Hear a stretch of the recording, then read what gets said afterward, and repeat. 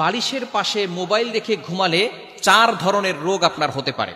এটা আমি যখন ইন্ডিয়া গিয়েছিলাম তখন এক ডক্টরের সাথে কথা হয়েছে, তিনি আমাকে বলেছে বিভিন্ন ধরনের সমস্যা হয়, তবে এই 4টি খুবই ইম্পর্টেন্ট। বিশেষ করে আমরা আমাদের সমাজে, আমাদের সোসাইটিতে ম্যাক্সিমাম মানুষ আমরা আমাদের ফোনগুলো রাতের বেলা যখন ঘুমাই তখন আমরা বালিশের নিচে রেখেই তারপরে ঘুমিয়ে যাই। এরকম হয় কি হয় না?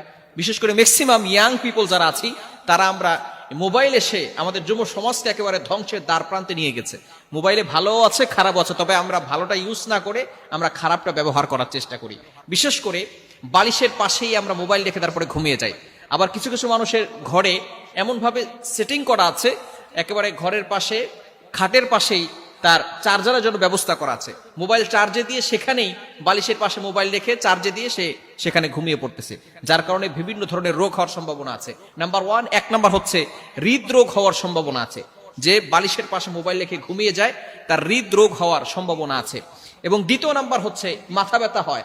অনেক সময় আমরা বুঝি না কেন যেন মাথা ব্যথা হচ্ছে, ঘুম থেকে ওঠার পরে মাথা ব্যথা করতেছে।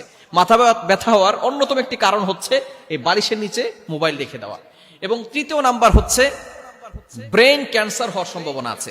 মানুষের ইন্টেলেকচুয়াল পাওয়ার, মেধা শক্তি দুর্বল হয়ে যায়।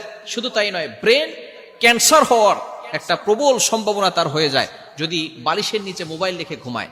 এজন্য অবশ্যই আমরা এই বিষয়গুলো থেকে দূরে থাকার চেষ্টা করব। এবং 4 নাম্বার হচ্ছে হার্টের সমস্যা হওয়ার সম্ভাবনা আছে। এই 4 ধরনের ক্ষতি হবে যদি বালিশের পাশে আপনি মোবাইল রেখে ঘুমান। এই মোবাইল থেকে আমাদেরকে দূরে সরে আসতে হবে, মোবাইলটাকে মুসলমান বানাতে হবে। আমরা মোবাইলের ভিতরে শুধু অশ্লীল ভিডিও দেখি, যারা ফেসবুক ইউজ করি মোবাইলের ভিতরে শুধু বাজে ভিডিও, বাজে লিঙ্ক, এটা আমরা বন্ধুদের সাথে শেয়ার করে থাকি। খবরদার এটা করবেন না। একদিন আপনি থাকবেন না, কিন্তু আপনার ফেসবুক ঠিকই থাকবে। ফেসবুকে আপনি যে মিথ্যা পোস্ট করেছিলেন সেটা ঠিকই থাকবে।